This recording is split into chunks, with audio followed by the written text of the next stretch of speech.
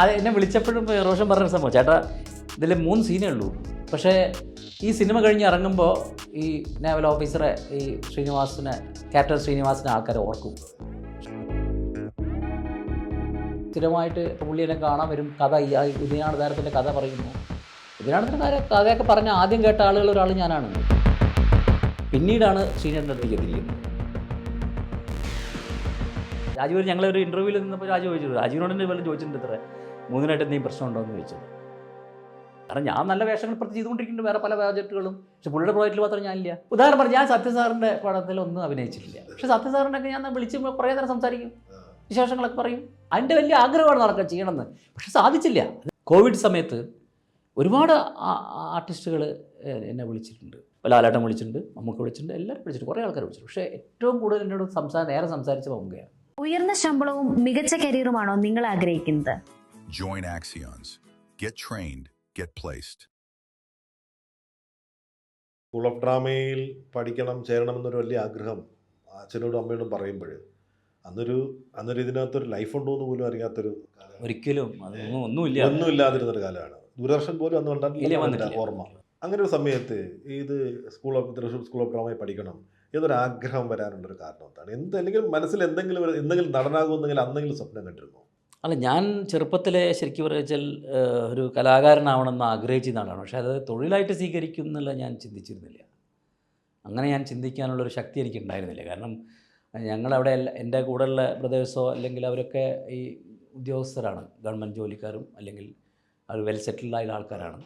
അപ്പോൾ അവരുടെ ഏറ്റവും യങ്ങസ്റ്റ് സൺ ആയതുകൊണ്ട് തന്നെ എനിക്ക് കുറച്ച് സ്വാതന്ത്ര്യം കിട്ടി. അപ്പോൾ ഞാൻ അച്ഛനും അമ്മയൊക്കെ പറഞ്ഞ് സമ്മതിപ്പിക്കുന്നത്, ഇതൊരു ഡിഗ്രി കോഴ്സാണ്, ഞാൻ എന്തായാലും BA പഠിക്കുന്നു, എന്നാൽ പിന്നെ അത് BTA bachelor in theatre arts, എനിക്കിഷ്ടമല്ല പഠിച്ചൂടെ, എന്നിട്ട് ഞാൻ പറഞ്ഞു സംഗീത നാടക അക്കാദമിയിലൊക്കെ ജോലി കിട്ടും എന്നൊക്കെ നമ്മൾ വാഗ്ദാനങ്ങൾ നൽകുകയാണ്. അങ്ങനെ പറഞ്ഞൊക്കെ സമ്മതിപ്പിക്കുകയാണ്. അല്ലാതെ പക്ഷേ അപ്പോഴും എനിക്കത് ചേർന്നിട്ട് അവിടെ പഠിച്ചു തുടങ്ങിയപ്പോഴും ഒന്നും ഞാനൊരു കലാകാരനായി മുഴുവൻ സമയം ഇതുമായിട്ട് പോകുമെന്ന് ഒരിക്കലും വിചാരിച്ചില്ല. പക്ഷേ അവിടെ നിന്ന് ഇറങ്ങിയപ്പോഴാണ് എൻ്റെ മാർഗം ഇതാണ്, നമ്മൾ കലയല്ലാതെ വേറൊരു ജോലി ചെയ്താൽ ശരിയാവത്തില്ല, അല്ലെങ്കിൽ ഞാൻ കലാകാരനാവാൻ വിധിക്കപ്പെട്ടവനാണ് എന്നൊരു തോന്നൽ അവിടെ നിന്ന് ഇറങ്ങുമ്പോഴാണ് ശരിക്കും ഉണ്ടാകുന്നത്. പ്രേംകുമാറിൻ്റെ കാര്യം പറഞ്ഞു, അതുപോലെ അന്ന് സമകാലീനായിട്ടുള്ള വേറെ ആൾക്കാരൊക്കെ ഉണ്ടായിരുന്നു ബാച്ച്മേറ്റ്സ് ആയിട്ടോ? ബാച്ച്മേറ്റ്സ് ഞാനായിരുന്നു ഏറ്റവും ചെറിയ ആൾ. എന്ന് പറഞ്ഞാൽ ഞാൻ ഡിഗ്രിക്ക് പഠിക്കുക, പ്രീ ഡിഗ്രി കഴിഞ്ഞ് ഡിഗ്രി അങ്ങനെ ചേർന്നതാണ്. മറ്റു പലരും ഈ ഡിഗ്രി കോഴ്സുകളൊക്കെ കഴിഞ്ഞ്, ചിലവർ അല്ലാതെ ഡിഗ്രി കോഴ്സ് കഴിഞ്ഞ് വേറെ പല കോഴ്സുകളൊക്കെ കഴിഞ്ഞിട്ട് വരില്ല. കാരണം വെച്ചാൽ ബേസിക് മിനിമം ക്വാളിഫിക്കേഷൻ പ്രീ ഡിഗ്രിയാണ് അന്ന്. അപ്പോൾ അതുകൊണ്ട് ഞാൻ ചെറിയ ആളാണ്. പക്ഷേ എൻ്റെ എല്ലാം മൂത്ത കുറേ ആൾക്കക്ഷികളുണ്ടായിരുന്നു. അതിൽ ഒരാൾ BM വിനു, നമ്മുടെ ഡയറക്ടർ BM വിനു, ഞങ്ങളുടെ ബാച്ച്മേറ്റ് ആയിരുന്നു. പിന്നെ രഘുത്തമൻ എന്ന് പറഞ്ഞ നമ്മുടെ ഈ തിയേറ്ററിൻ്റെ ഒക്കെ, അതായത് അഭിനയ ഒരു കളരിയൊക്കെ നടത്തുന്നുണ്ടല്ലോ, അതെ അങ്ങനെ കുറേ ആൾക്കാരുണ്ട്. ജോൺ രഞ്ജിത്തൊക്കെ ഞാൻ ജസ്റ്റ് സീനിയർ, എന്നേക്കാൾ 1 വർഷം സീനിയറാണ്. അന്ന് ഞാൻ പഠിക്കുമ്പോൾ രഞ്ജിത്തൊക്കെ അവിടെ ഉണ്ട്, നാടകം ചെയ്തുകൊണ്ടിരിക്കുന്നുണ്ട്. അദ്ദേഹം ശരിക്കും പറഞ്ഞാൽ അവിടുന്ന് ഈ പറഞ്ഞ പോലെ എന്നെ പോലെ ആക്ടിങ് ഓപ്ഷനിൽ എടുത്ത് വന്ന് ഇറങ്ങിയ ആളാണ്, ഡയറക്ഷൻ അല്ല. ആണല്ലേ? ആക്ടിങ് ആണ് പഠിച്ചത്. ആ സമയത്ത് എനിക്ക് തോന്നുന്നു പിന്നെ ശങ്കരപ്പിള്ള സാറുണ്ട്. ഞങ്ങൾ ആ ഒരു ക്രീമായിട്ടുള്ള അവിടുത്തെ ഫാക്കൽറ്റീസ് ഉണ്ടായിരുന്ന ഒരു കാലഘട്ടത്തിൽ പഠിച്ചാണ് ഞങ്ങൾ. രാമാനന്ദൻ സാറ്, ശങ്കരപ്പിള്ള സാറ്, അതുപോലെ നമ്പ്യാർ സാർ, കെ നമ്പ്യാർ, പിന്നെ അതുപോലെ എല്ലാറ്റിലും സ്പെഷ്യലിസ്റ്റുകളാണ് ക്ലാസ് എടുത്തിരുന്നത്. മാണി മാധവ ചാക്യാർ, അങ്ങനെ ഈ എല്ലാ അതായത് ഓരോ സബ്ജക്റ്റിനും പ്രത്യേകം അവരുടെ കൃഷ്ണൻ നമ്പൂതിരി എന്നൊക്കെ പറഞ്ഞാൽ അന്ന് ഭയങ്കര ഫേമസ് ആയ ആൾക്കാരാണ് ക്ലാസ് എടുത്തത്. അന്നത്തെ ഏറ്റവും മിടുക്കനായ ഒരു സമർത്ഥനായ വിദ്യാർത്ഥിയായിരുന്നു ഞാൻ കേട്ടിട്ടുണ്ട്. ശരിയാണോ? അതൊന്നും ഞാൻ അതിനോടൊന്നും ചോദിക്കുന്നില്ല. ഞാൻ സമർത്ഥനാണോ അല്ലേ എന്നുള്ളത് ഞാൻ ശരിക്കും പറഞ്ഞാൽ ഞാൻ ഇറങ്ങാറാകുമ്പോഴാണ് ഞാൻ സീരിയസ് ആവുന്നത്. ഞാൻ കുറച്ചും കൂടി ഒന്നും ഗംഭീരമായിട്ട്, അതുവരെ ഞാൻ അതായത് മെച്യൂരിറ്റി അപ്പോൾ അത്രയും കൊച്ചുകുട്ടി, അതായത് നമ്മൾ 18 അപ്പോൾ നമുക്ക് ആ മെച്യൂരിറ്റി ഒക്കെ വരുന്ന അവിടെ ഇറങ്ങാറാകുമ്പോഴാണ് കുറച്ചും കൂടി ഒക്കെ സീരിയസ് ആയിട്ട് നാടകത്തെ സമീപിക്കണം എന്നൊക്കെ ചിന്ത വരുന്നത്. പക്ഷേ എന്നാൽ നമുക്ക് അവിടുന്ന് നമ്മളൊരു റാങ്ക് ഹോൾഡറാണ് പഠിച്ചിറങ്ങുന്നത്. നമുക്ക് അവിടെ കുറച്ച് ആൾക്കാരേ ഉള്ളൂ, ഉള്ളതിൽ 2ാമത്തെ റാങ്ക് എനിക്കായിരുന്നു. അപ്പോൾ അങ്ങനെ ഫസ്റ്റ് റാങ്ക് പ്രേംകുമാറായിരുന്നു. അതായത് ഞങ്ങളെ ആക്ടിങ് ഓപ്ഷനിലുള്ള കാര്യങ്ങളാണ് പറയുന്നത്, മറ്റേ ഡയറക്ഷനിൽ വേറെ ആൾക്കാരുണ്ട്. അവിടെ പഠിച്ചുകൊണ്ടുള്ള ഗുണം ഉണ്ടായിച്ചാൽ ഇടക്കാലത്തൊരു ഫിലിം ഇൻസ്റ്റിറ്റ്യൂട്ടിൽ, അല്ല എനിക്ക് ആക്ടിങ് പഠിക്കുന്ന സ്ഥലത്തൊരു അധ്യാപകനായിട്ട് കുറച്ചു കാലം ഉണ്ടായിരുന്നു അല്ലേ? നാഗവള്ളിയസ് പിന്നെ കുറുപ്പൻ്റെ സ്കൂളിലായിരുന്നു അല്ലേ? അവിടെ കുറച്ചു കാലം അധ്യാപകനായിരുന്നു. അതായത് അവിടെ എന്താണെന്ന് വെച്ചാൽ ഞാൻ ഈ അവിടുന്ന് ഡ്രാമ സ്കൂളിൽ നിന്ന് ഇറങ്ങി ഈ ഉപജീവനത്തിൻ്റെ മാർഗ്ഗങ്ങൾ തേടി നടക്കുന്ന സമയത്ത്, കാരണം നാടകമാണ് പഠിച്ചിറങ്ങിയിരിക്കുന്നത്, നമ്മൾ മറ്റേ എഞ്ചിനീയറിംഗ് കഴിഞ്ഞ് കമ്പ്യൂട്ടർ എഞ്ചിനീയറിംഗ് കഴിഞ്ഞിട്ട് ഇറങ്ങിയ ആളല്ല. അപ്പോൾ അങ്ങനെ ഇരിക്കുമ്പോൾ അങ്ങനെ ഈ ഫിലിം KSFDCയിലൊക്കെ പോയിരിക്കും. അവിടെ അസിസ്റ്റന്റ് ഡയറക്ടറൊക്കെ ആയിട്ട് വി ആർ ഗോപിനാഥിൻ്റെ കൂടെ, അദ്ദേഹത്തിൻ്റെ കൂടെ ഗോപിയേട്ടൻ്റെ ഞങ്ങളെ വളരെ പ്രിയപ്പെട്ട ഒരാളാണ് പുള്ളി. അപ്പോൾ അവിടെ ഇങ്ങനെ ചെയ്യുന്ന സമയത്ത് ഗോപിയേട്ടൻ്റെ അടുത്ത് എന്തോ അവിടെ എന്നോട് ചോദിച്ചു, മൂന്നിന് അവിടെ ക്ലാസ് എടുക്കാൻ പറ്റുമോ എന്ന് ചോദിച്ചു. ഞാൻ പറഞ്ഞു എടുക്കും, പൈസ നമുക്ക് കാശ് കിട്ടുമോ, എന്നാൽ ക്ലാസ് എടുക്കാം. അങ്ങനെയാണ് ഇങ്ങനെ ഇൻസ്റ്റിറ്റ്യൂട്ടിൽ അവിടെ ആളില്ല, ആക്ടിങ് കോഴ്സിന് മാത്രം ചെയ്യാൻ ആളില്ല. ആരോ ഉണ്ടായിരുന്നു, അവർ പോയി, അതുകൊണ്ട് എടുക്കാൻ പറ്റുമോ എന്ന് വെച്ചാൽ അങ്ങനെയാണ് ഞാൻ ഈ അവിടെ ആക്ട്. അപ്പോൾ നോക്കുമ്പോൾ അതിനൊരു ബാനറുണ്ട്, അതായത് നാഗവള്ളി RS കുറുപ്പ്, നമ്മുടെ വേണു നാഗവള്ളി ചേട്ടൻ്റെ അച്ഛനാണ്. അപ്പോൾ അദ്ദേഹത്തിൻ്റെ ഒരു ഇൻസ്റ്റിറ്റ്യൂഷൻ എന്നുള്ളൊരു ആ ഒരു സാധനം. പിന്നെ അന്ന് പ്രശസ്തരായ ആൾക്കാർ, രാമൻ നായർ സാറൊക്കെ, അന്ന് നമ്മുടെ അടൂർ സാറിൻ്റെ ഒക്കെ എഡിറ്ററായിരുന്ന രാമൻ നായർ സാറൊക്കെ അവിടെ ക്ലാസ് എടുക്കുന്നുണ്ട്, ജെയിംസ് ജോസഫ് ക്ലാസ് എടുക്കുന്നുണ്ട്, പല ആൾക്കാരും. ഇപ്പം നമ്മുടെ ആക്ടിങ്ങിൻ്റെ അവിടെ കുറച്ചു കാലം ഉള്ള സമയം പിന്നെ ഞാൻ ചെയ്യുന്ന ജോലി ഏറ്റെടുത്തു കഴിഞ്ഞാൽ പിന്നെ ഞാൻ അതിൽ involve. Our unique blend of authentic healing therapies offers a transformative journey. Rejuvenate your body, calm your mind, and immerse in pure wellness. അവിടെ ഈ പറഞ്ഞ പോലെ നിമിത്തമാണ്. അവിടെ വെച്ചും വളരെ സമർത്ഥനായ ഒരു കുട്ടി അവിടെ ഉണ്ടായിരുന്നു, ആ ക്ലാസ്സിലുണ്ടായിരുന്നു എന്ന് കേട്ടിട്ടുണ്ട്. അയാളെ വഴിതിരിച്ചു വിട്ട ആളും ഈ പറഞ്ഞ സാക്ഷാൽ മുകുന്ദൻ മേനോനാണ്. അതെല്ലാം അതൊരു നിമിത്തം, നമ്മൾ ഈ ചില പറഞ്ഞ പോലെ അത് നിമിത്തമാണ്. കാരണം അവിടെ കുറേ നല്ല സ്റ്റുഡൻസ് ഉണ്ടായിരുന്നു. അതിലേറ്റവും മികച്ച ഒരു സ്റ്റുഡൻ്റ് ആയിരുന്നു ഈ പറഞ്ഞ ആൾ. അതായത് പുള്ളി എനിക്ക് എപ്പോഴും ഞാൻ സാധാരണ ക്ലാസ് എടുക്കാൻ പോകുമ്പോൾ പ്രിപ്പയർ ചെയ്യേണ്ട ആവശ്യം എനിക്ക് വരാറില്ല. കാരണം ഞാൻ ഒന്നാമത് പഠിച്ചിറങ്ങിയിട്ടേ ഉള്ളൂ. പിന്നെ എനിക്കതിനെക്കുറിച്ച് ഞാൻ തിയറി ക്ലാസ് അല്ല എൻ്റെ. പൊതുവെ ഞാൻ തിയറിയേക്കാളും കൂടുതൽ തിയറി പറയും, പക്ഷേ നമ്മൾ തിയറി പഠിച്ചിട്ട് കാര്യമില്ല. നമ്മൾ പ്രാക്ടിക്കലായിട്ട് എന്ത് ചെയ്യാൻ പറ്റുന്നില്ല. അപ്പം നമ്മൾ ഈ പഠിപ്പിച്ചുകൊണ്ടിരിക്കുമ്പോൾ ആൾക്ക് മനസ്സിലായില്ലല്ലേ, ഞാൻ പറഞ്ഞ സാധനം മനസ്സിലായില്ലല്ലോ, ഞാൻ ചെയ്ത് കാണിച്ചു തരാം, എന്നിട്ട് ചെയ്ത് കാണിച്ച് ഡെമോൺസ്ട്രേറ്റ് ചെയ്യും, എന്നിട്ട് പിന്നെയും പറയും ഇപ്പോൾ പറഞ്ഞ സംഭവം മനസ്സിലായോ. അങ്ങനെയാണ് നമ്മൾ ക്ലാസ് എടുക്കുന്നത് പലപ്പോഴും. അപ്പോൾ ഇങ്ങനെയുള്ള ക്ലാസ് എടുക്കുമ്പോൾ പോലും എനിക്ക് ചോദ്യങ്ങൾ ചോദിച്ച് എന്നെ ഇങ്ങനെ, അതായത് മുൾമുനയിൽ നിർത്തുന്ന ഒരു സ്റ്റുഡൻ്റ് ഉണ്ടായിരുന്നു അയാൾ. അപ്പം ഞാൻ ആദ്യം വിചാരിച്ചു ഇയാൾക്ക് മാത്രം കൂടുതൽ ചോദ്യങ്ങൾ, പക്ഷേ അയാൾ അത്ര ഡെഡിക്കേറ്റഡ് ആയിരുന്നു ആ ചെയ്യുന്ന കാര്യത്തിൽ. അവിടെ പഠിക്കാൻ വന്ന ഒറിജിനലായിട്ട് പഠിക്കണമെന്ന് മനസ്സിലാക്കി വന്നതാണ്. അതുകൊണ്ടാണ് അയാൾക്ക് അത്രയും ചോദ്യങ്ങൾ ഉണ്ടായത്. അപ്പോൾ തൊട്ടിട്ട് എനിക്ക് ചില സമയങ്ങളിൽ ഞാൻ പ്രിപ്പയർ ചെയ്ത് പോകേണ്ടി വന്നു. കാരണം ഇയാൾക്ക് വേണ്ടിയിട്ട് എനിക്ക് പ്രിപ്പറേഷൻ വേണ്ടി വരും ചില സമയങ്ങളിൽ. അപ്പോൾ അത് വേറെ ആരുമല്ല, ഇന്നിപ്പോൾ നമ്മുടെ ഇന്ത്യ മുഴുവൻ അറിയപ്പെടുന്ന ഒരു സംവിധായകനാണ് റോഷൻ ആൻഡ്രൂസ്. അപ്പോൾ റോഷൻ അന്ന് പഠിച്ചിറങ്ങിയ സമയത്ത് റോഷനോട് ആക്ടിങ് പഠിക്കാനാണ് വന്നത്. ആക്ടിങ് പഠിച്ചിറങ്ങുമ്പോൾ നമ്മൾ ഈ കുട്ടികളോടൊക്കെ പറയും ഇങ്ങനെ എല്ലാ ആശംസകളൊക്കെ നൽകി അവിടെ ഇറങ്ങുമ്പോണ്ടല്ലോ ഒരു ഇറങ്ങുന്ന ചടങ്ങുണ്ടാവുമല്ലോ. അപ്പം ഞാൻ പറഞ്ഞു, റോഷൻ, അത് നിങ്ങൾ നല്ല ആക്ടറാണ്, പ്രൂവൺ ആയിട്ടുള്ളൊരു ആക്ടറാണ്. എന്നെ സംബന്ധിച്ച് നിങ്ങൾ ഒരു അധ്യാപകൻ എന്ന നിലയ്ക്ക് എനിക്ക് പറയാവുന്നത്. പക്ഷേ നിങ്ങൾ ഡയറക്ഷനിൽ ശ്രദ്ധിക്കൂ, ഡയറക്ഷനാണ് നിങ്ങൾക്ക് കുറച്ചും കൂടി, നിങ്ങൾ ഡയറക്ടോറിയൽ ലെവലിൽ പോയാൽ ഇതിൻ്റെയൊക്കെ വേറൊരു ലെവലിൽ പോകുമെന്ന് പറഞ്ഞു. ഞാനങ്ങ് പറഞ്ഞു, ഞാൻ മനസ്സിലാക്കിയൊരു കാര്യം പറഞ്ഞു മാത്രമേ ഉള്ളൂ. പക്ഷേ അയാൾ പോകുന്നതെന്ന് ഞാൻ വിചാരിച്ചില്ല. പക്ഷേ പിന്നീട് ഞാൻ കേൾക്കുന്നത് അദ്ദേഹം ചരിത്രമാണ്. അത് പുള്ളി അത് അങ്ങനെ എന്തുകൊണ്ട് അങ്ങനെ പോവില്ലേ എന്നുള്ളൊന്നും ചിന്തയൊന്നും ഉണ്ടായില്ല. പക്ഷേ പുള്ളി എല്ലാറ്റിനെയും വളരെ, അതെന്താ ചേട്ടൻ അങ്ങനെ പറഞ്ഞത് എന്ന് ചോദിച്ചു എന്നോട് പിന്നീട് ഒരിക്കൽ. അതെന്താ അങ്ങനെ ഒന്ന് പറയാം. ഞാൻ പറഞ്ഞു, നിങ്ങളുടെ ചോദ്യങ്ങളിലും നിങ്ങളുടെ ചെയ്യുന്ന കാര്യങ്ങളിലും എല്ലാ കാര്യങ്ങളിലും ഈ ഒരു ഡയറക്ടോറിയൽ സ്കില്ല് ഞാൻ കണ്ടുകൊണ്ടിരിക്കുന്നുണ്ടായിരുന്നു. ഞാൻ നിങ്ങളെ ഒരു സ്റ്റുഡൻ്റ് എന്ന നിലയ്ക്ക് ഒബ്സർവ് ചെയ്യുമ്പോൾ എനിക്ക് ആ സ്കില്ല് കാണാമായിരുന്നു. അപ്പോഴേ അയാൾ തെളിയിച്ചതിന് ശേഷമല്ല, തെളിയിക്കുന്നതിന് മുമ്പേ. അപ്പോൾ തെളിയിച്ച് കഴിഞ്ഞാൽ പിന്നെ എല്ലാവർക്കും പറയാം അത് ഭയങ്കര സ്കില്ലുള്ള ആൾ, അങ്ങനെ പറയാം. അത് നേരിട്ട് അനുഭവിക്കുകയും ചെയ്തു. അത് ആ പടം എന്ന് പറയുന്നതാണ് മുംബൈ പോലീസ്.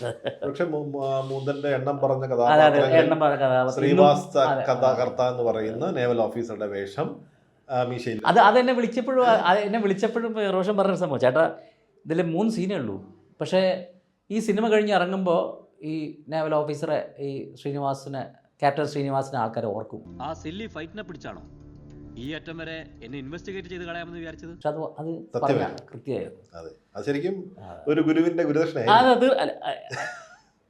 ഞാൻ വളരെ സന്തോഷത്തോടെ എന്ത് കാര്യമാണെങ്കിലും റോഷൻ അങ്ങനെ ഒരു സാധനം തന്നതിൽ ഞാൻ എപ്പോഴും ആ സന്തോഷം എനിക്കുണ്ട്. അതെ അതെ, അത് പറഞ്ഞു, എന്തെങ്കിലും പറഞ്ഞിരുന്നു അന്ന് വിളിക്കുമ്പോൾ? ഇല്ലില്ല, പുള്ളി ഞങ്ങൾ അങ്ങനെയുള്ളൊരു കാര്യങ്ങൾ ഞങ്ങൾ ഇതിന് മുന്നേ എപ്പോഴും ചർച്ചകൾ നടക്കാറുണ്ട്. പക്ഷെ പിന്നെ ലോങ് ഗ്യാപ്പ് വരും പല സമയങ്ങളിലും. ഇദ്ദേഹം ഞാനപ്പോൾ അന്നൊക്കെ യന്ത്ര മീഡിയ എന്ന് പറഞ്ഞൊരു അവിടെ ടെലിവിഷൻ കാര്യമായിട്ട് ചെയ്തിരുന്നൊരു ഗ്രൂപ്പ് ഉണ്ടായിരുന്നല്ലോ പണ്ട്, ശ്യാം സുന്ദറിൻ്റെ.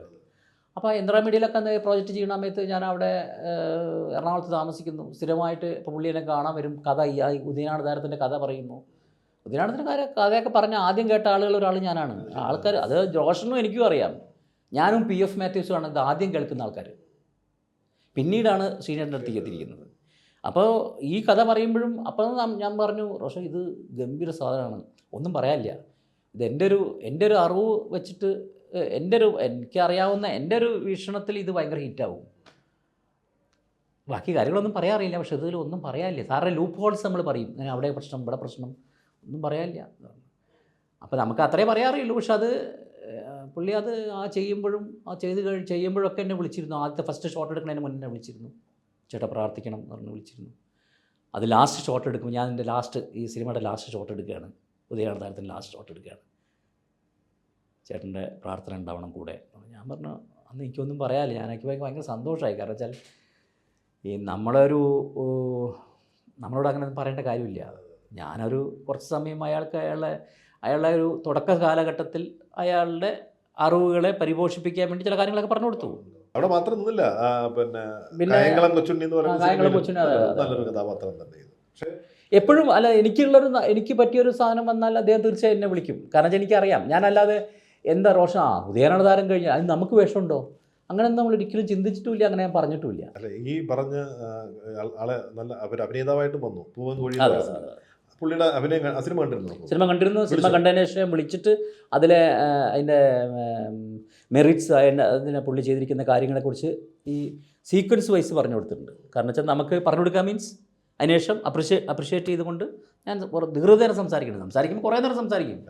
അപ്പോൾ നമുക്ക് ഈ പൂവൻകോഴിയുടെ പറഞ്ഞ ഈ ആക്ടറെ ഞാൻ നേരത്തെ കണ്ടതാണ്, എനിക്ക് മറ്റതാണ് അറിയാതിരുന്നത്.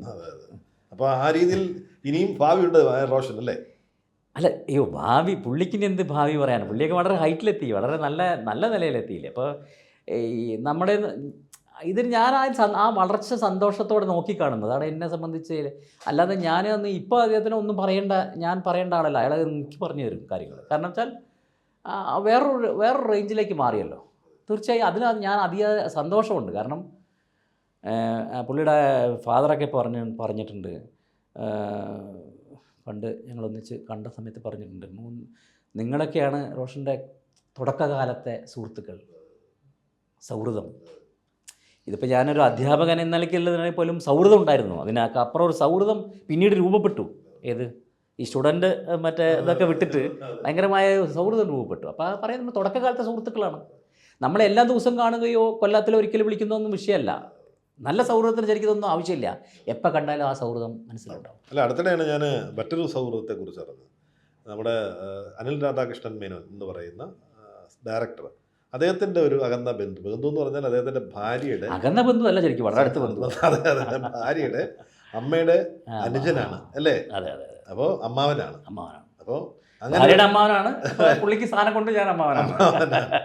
അപ്പോൾ അദ്ദേഹവും പക്ഷേ എനിക്ക് ആ ബന്ധുത്വം കൊണ്ടൊന്നും അല്ല, എന്തായാലും തന്നെ ഉണ്ട്. അദ്ദേഹത്തിൻ്റെ നോർത്ത് 24-ലുണ്ട്, സപ്തമശ്രീയിലുണ്ട്, 10,000 കണ്ടി, എല്ലാ സിനിമകളിലും അദ്ദേഹത്തിൻ്റെ ഉണ്ട്. എങ്ങനെയായിരുന്നു ആ പാലാട്ട് എന്നാണ് ആ കുടുംബ പേരല്ലേ? പാലാട്ട് വലിയ കുടുംബമാണ്. ഒന്ന് ഒരു രാജവംശം അല്ലേ? KK പാലാട്ട് എന്നാണ്. അതായത് ശരിക്കും പറയുകയാണെന്ന് വെച്ചാൽ അദ്ദേഹം കാരണവർ KK പാലാട്ട് കാരണവർ എന്നൊക്കെ ഞങ്ങളുടെയൊക്കെ ഏറ്റവും മുത്തശ്ശൻ, ഏറ്റവും ഇതിലുള്ള കാരണവർ അദ്ദേഹം എന്ന് പറഞ്ഞാൽ പഴയ കാലഘട്ടത്തിൽ ഒരു ചെറിയ ഇൻസിഡൻറ്റ് പറയാം. രാജാരവിവർമ്മ അദ്ദേഹത്തിൻ്റെ സുഹൃത്തായിരുന്നു. രാജാരവിവർമ്മ മൂകാംബിക ദർശനം കഴിഞ്ഞ് രണ്ടുപേരും കൂടി തിരിച്ചു വരുന്ന വഴിക്ക് പാലാട്ട് തറവാട്ടിലിറങ്ങി അദ്ദേഹം ഒരു പാലാട്ട കുടുംബത്തെ കണ്ടിട്ട് ഒരു ചിത്രം വരച്ചിട്ടുണ്ട്. ആ ചിത്രമാണ് അദ്ദേഹത്തിന് ആദ്യത്തെ റെമ്യൂണറേഷൻ കിട്ടിയ ചിത്രം. മരുമക്കത്തായം മാറി മക്കത്തായം എന്ന സംഭവത്തിലേക്ക് വന്നു വരുന്നതിൻ്റെ ആ പീരീഡിൽ ലാസ്റ്റ് ഉണ്ടായിരുന്ന ആ ഒരു തരത്തിൽ അത്ര ചരിത്ര പ്രാധാന്യമുള്ള പിക്ചറായിരുന്നു അത് ആ ചിത്രം. അതിനാണ് അന്ന് അദ്ദേഹത്തിന് 500 രൂപ റെമ്യൂണറേഷൻ എത്രയോ വർഷങ്ങൾക്ക് മുമ്പ്. അടുത്തിടെ ആ പെയിന്റിങ് വിറ്റ് പോയിരുന്നിരുന്നു. അതെ അതെ അതിന്റെ മൂല്യമൊന്നും ഞാൻ പറയുന്നില്ല. അതൊക്കെ അറിയാം. ഞാൻ പറഞ്ഞതെന്ന് വെച്ചാൽ അപ്പോൾ ആ കാലഘട്ടത്തിൽ അന്നത്തെ അത്ര പഴയ ഒരു ഫാമിലിയാണ്, അതിൻ്റെ ഒരു കണ്ണിയാണ് ഞാനും. അപ്പോൾ അതിലേക്ക് സന്തോഷമുണ്ട്. ഞാൻ ആ പാലാട്ട് കുടുംബത്തിലെ ഒരാളാണെന്ന് പറഞ്ഞത് സന്തോഷമുണ്ട് തീർച്ചയായും. ആദ്യം സൈന്യമല്ല എന്ന് പറഞ്ഞു. ആദ്യ സിനിമ മറ്റേ പിന്നെ പവിത്രമാണ്, രാജീവ് കുമാർ അല്ലേ? എങ്ങനെയാണ് ആ സിനിമയിലേക്കുള്ള ഒരു രംഗപ്രവേശനം? അതിന് ശരിക്കും വലിയൊരു അത് ബാലേട്ടനാണ് സ്ക്രിപ്റ്റ് എഴുതിയിരിക്കുന്നത്, പി ബാലേട്ടൻ. അതേ അവിടുത്തെ ഫസ്റ്റ് ബാച്ച് സ്റ്റുഡൻ്റാണ്, ഞങ്ങൾ 8th ബാച്ച് സ്റ്റുഡൻ്റാണ്. അദ്ദേഹം ഞങ്ങളെ പഠിപ്പിച്ചിട്ടുണ്ട്. ഈ അവിടെ പഠിച്ചത് ബാലേട്ടൻ പിന്നെ മാത്രമല്ല, അവിടെ വരുമ്പോഴേ നാടകൃത്താണ്. ഭയങ്കര മകുടിയൊക്കെ പുള്ളിയുടെ ഭയങ്കര ഹിറ്റായിരിക്കുന്ന സമയമാണ്. അപ്പോൾ ബാലേട്ടൻ അവിടെ വരുമ്പോൾ തന്നെ ബാലേന്ദ്രൻ പേര് നാടകം എഴുതുന്നു എന്നാണ് ചോദിച്ചത് ശങ്കരപിള്ള സാർ ഇൻ്റർവ്യൂവിൽ. അങ്ങനെ അതായത് ആ സമയത്ത് തന്നെ പുള്ളി വളരെ പ്രശസ്തനാണ്. അപ്പോൾ ബാലേട്ടനാണ് എഴുതിയത്. പിന്നെ രാജീവേട്ടനെ നേരത്തെ അറിയാം. അതിൻ്റെ പ്രൊഡ്യൂസർ തങ്കച്ചൻ സുഹൃത്താണ്. എല്ലാവരും നമുക്ക് സൗഹൃദമുള്ള ആളുകളാണ്. അപ്പോൾ ഓട്ടോമാറ്റിക്കായിട്ട് ഒരു ക്യാരക്ടർ വന്നല്ല, നമ്മളെ ക്യാരക്ടർ നമുക്കൊരു ക്യാരക്ടർ കിട്ടുമോ. ഞാൻ പണ്ട് ഈ കഥാപാത്രങ്ങൾ ഈ സിനിമയിൽ ഈ വേഷങ്ങൾ ഉണ്ടാക്കിയെടുക്കുക, വേഷങ്ങൾക്ക് വേണ്ടിയിട്ട് ചില കാര്യങ്ങൾ ചെയ്യുക, അങ്ങനെയുള്ള ജോലി ചെയ്തിട്ടില്ല. സൈന്യത്തിലെയാണ് ആദ്യമായിട്ട് നോട്ടീസ് ചെയ്യുന്നൊരു കഥാപാത്രം. അതിലെ പാട്ടുകളും അതിലെ സീനുകളും ഒക്കെ ഇന്നും ആളുകൾ അന്നതൊരു വലിയ സിനിമയായിരുന്നു. പ്രത്യേകിച്ച് ജോർജ് സാറിൻ്റെ സിനിമയാണ് അത്. പക്ഷേ പിന്നെ റെക്കമെൻഡേഷൻ വല്ല വന്നോ? ഇല്ല, അത് റെക്കമെൻഡേഷനിൽ വന്നല്ല.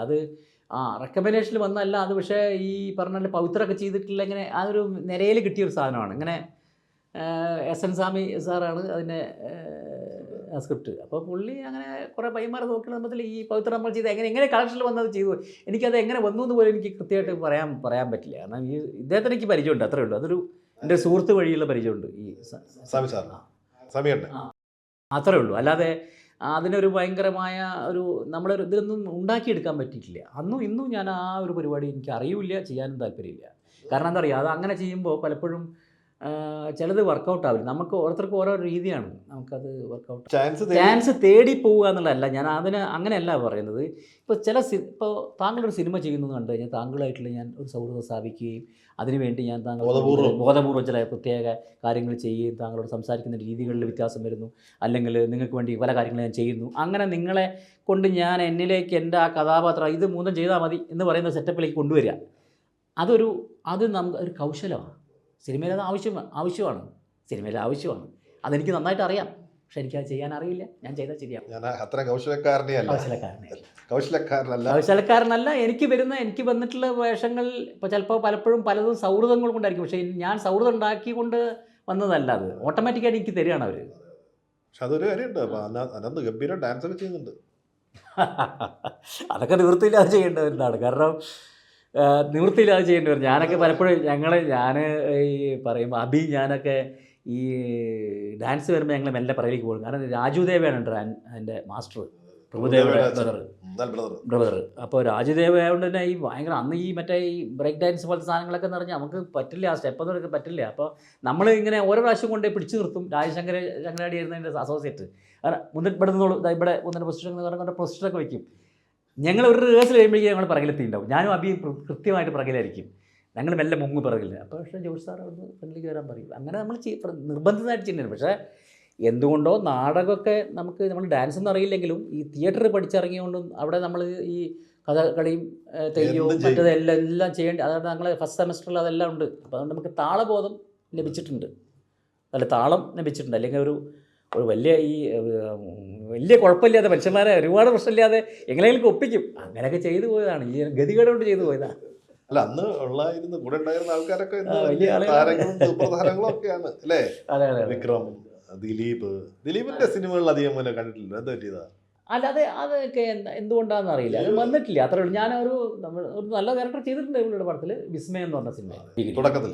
പിന്നെ ചെയ്തത് ഫിലിം സ്റ്റാർ എന്ന് പറഞ്ഞാൽ അത് കലാഭമണിയും ദിലീപ്, അത് മെയിൻ ക്യാരക്ടറല്ല, പുള്ളി ഒരു മഴയുടെ കൂടെ ഒരു ക്യാരക്ടർ ചെയ്തൊരു സാധനം. പക്ഷെ അതൊന്നും അങ്ങനെ ഇതൊന്നും ശരിക്കും പറഞ്ഞാൽ ഇപ്പം നമ്മൾ പറയുക എന്തെങ്കിലും ഇപ്പം ഞാൻ ചോദിക്കട്ടെ, KK രാജീവ് എൻ്റെ തുടക്കം തൊട്ടേയുള്ള സുഹൃത്താണ്. അതായത് ഞങ്ങൾ ഒന്നിച്ച് അഭിനയിച്ച ആൾക്കാരാണ്. അത് സീരിയലിൽ, സീരിയലായിരുന്നു അത് മോഹങ്ങൾ എന്ന് പറഞ്ഞ സീരിയൽ.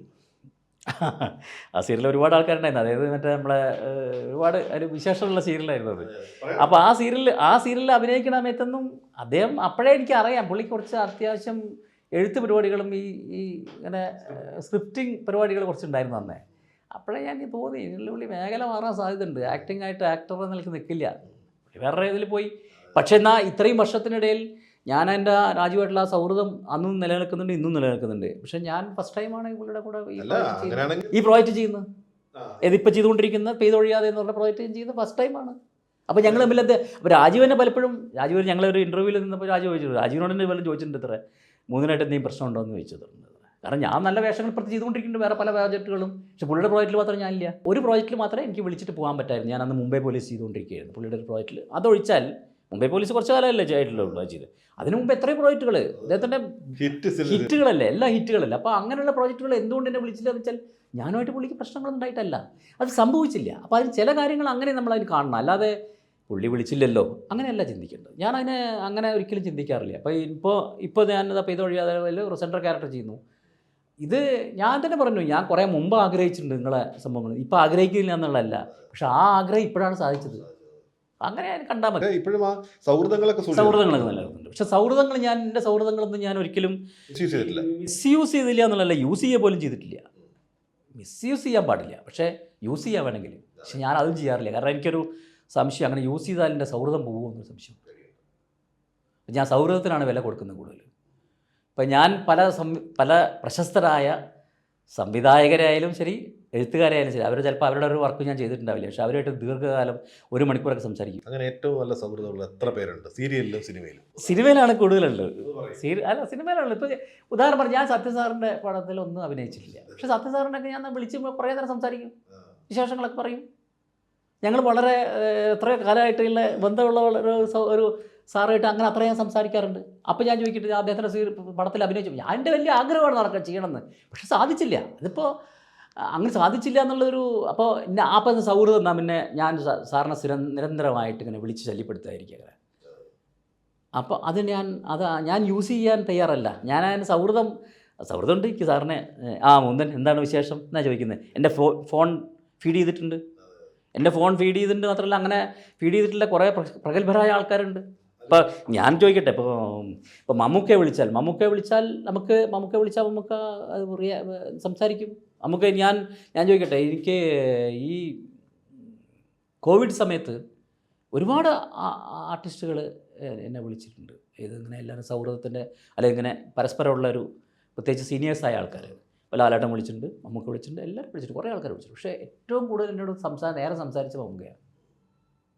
നീ പുറത്തുനിന്ന് ഇറങ്ങരുത്, അവിടെ തന്നെ വീട്ടിൽ തന്നെ ഇരുത്, അത് അങ്ങ് എവിടെയും പോകണില്ല എന്നൊക്കെ പറഞ്ഞ് കുറേ. പിന്നെ അതിനെക്കുറിച്ച് കോവിഡിൻ്റെ ഫലങ്ങളും മറ്റു സംഭവങ്ങളൊക്കെ ഭയങ്കര ചർച്ചയാണ്. അപ്പം നമ്മളോടുള്ള ആ സ്നേഹം കൊണ്ടാണ് അദ്ദേഹം, അല്ലാതെ തന്നെ വിലയേറിയ സമയം നമുക്ക് വേണ്ടി വെറുതെ സംസാരിച്ച് കളയാനുള്ളതല്ല, സ്നേഹമുള്ളതുകൊണ്ടാണ്. അപ്പോൾ അത് നമ്മൾ തിരിച്ചറിയണം. അപ്പോൾ നമ്മളെന്താ ചെയ്യേണ്ടത്? അദ്ദേഹത്തിൻ്റെ സമയവും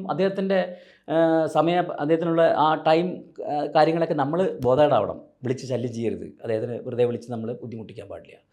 അപ്പോൾ അത്യാവശ്യം ഉണ്ടെങ്കിൽ മാത്രം വിളിച്ചാൽ മതി. അത്യാവശ്യം ഉണ്ടെങ്കിൽ വിളിച്ചാൽ കിട്ടും. പക്ഷേ ആ സമയത്ത് നമുക്ക് മെസ്സേജ് അയക്കാം, എപ്പോൾ വേണമെങ്കിൽ മെസ്സേജ് അയച്ചാലും പുള്ളി മറുപടി അയക്കും. അതിന് കാണിക്കുന്ന തന്നെ വലിയ സംഭവമാണ്. മറുപടി അയച്ചോളണമെന്നില്ല, പക്ഷെ മറുപടി അയക്കാറുണ്ട്.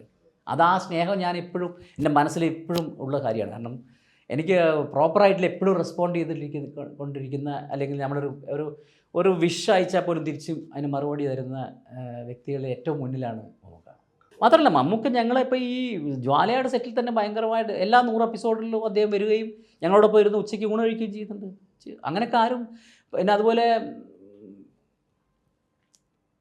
വളരെ രസമുള്ളൊരു കാര്യമുണ്ട്. ഞാൻ ഈ ഷർട്ടുകളൊക്കെ, നമുക്ക് ഡ്രസ്സിൻ്റെയൊക്കെ ഭയങ്കര പ്രാധാന്യമുള്ളതാണ്.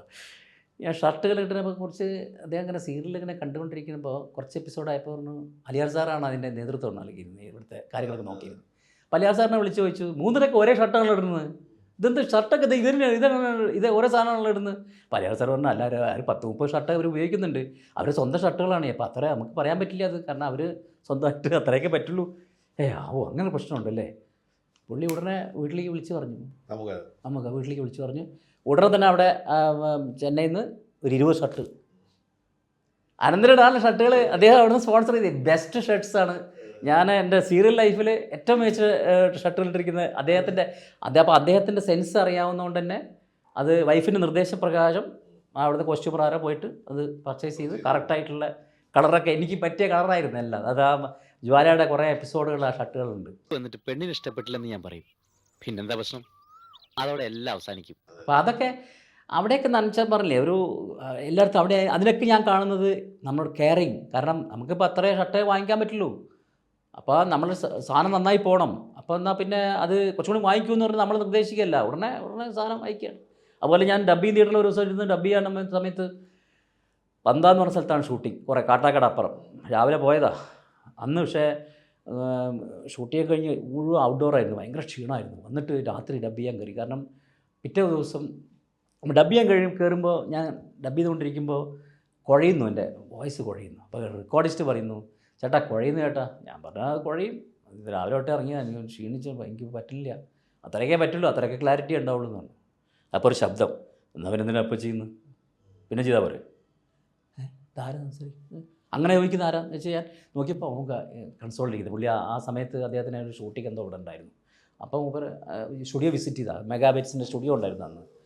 അപ്പോൾ ഞാൻ ഉടനെ കൺസൾട്ട് വന്നിട്ട് പറഞ്ഞു നമുക്ക് അത് പക്ഷേ പിന്നെ ഡബ് ചെയ്യാൻ പറ്റില്ല, കാരണം ഇത് നാളെ രാവിലെ ഞാൻ ഇന്ന് ഡബ് ചെയ്താലേ ഇവരെല്ലാം കാര്യങ്ങൾ മ്യൂസിക് എല്ലാം ചെയ്ത് മിക്സ് ചെയ്ത് നാളെ രാവിലെ 10 മണിക്ക് കാസറ്റ് കൊടുക്കണ്ട അവിടെ ദൂരദർശനിൽ. ഇതൊരു വലിയ പ്രശ്നമാണ്, നമുക്ക് നമ്മുടെ സ്വാതന്ത്ര്യത്തിൽ ആർട്ടിസ്റ്റിന് സ്വാതന്ത്ര്യത്തിൽ ഡബ് ചെയ്യാൻ പറ്റില്ല എന്ന് പറഞ്ഞാൽ അത് ഭയങ്കര പ്രശ്നമാണെന്ന് പറഞ്ഞാൽ അദ്ദേഹം എന്നെക്കാളും വറീഡാവുകയായി. അതായത് പ്രോഡക്റ്റ് മോദനയല്ല, ഒരു ആക്ടറുടെ മാനസികാവസ്ഥ, അതായത് അയാളുടെ ഒരു പ്രയാസം ഫേസിലുണ്ടായിരുന്നു. ഞാൻ പറഞ്ഞല്ല കുറച്ച് നേരം ചായ കുടിച്ച് കഴിഞ്ഞാൽ ശരിയാവും അത്. അല്ല എന്നാലും നമുക്കൊരു സ്പേസ് വേണ്ടേ എന്നൊക്കെ പറഞ്ഞ് ഭയങ്കര, അതായത് അത് കൺസിഡർ ചെയ്യുന്നുള്ളതാണ് ആ കലാകാരൻ്റെ ഓരോ ഇതിനെയും വേദനകളെയും കൺസിഡർ ചെയ്യുന്നുള്ളതാണ് അല്ലേ. അത് വളരെ വലിയ കാര്യമാണ്.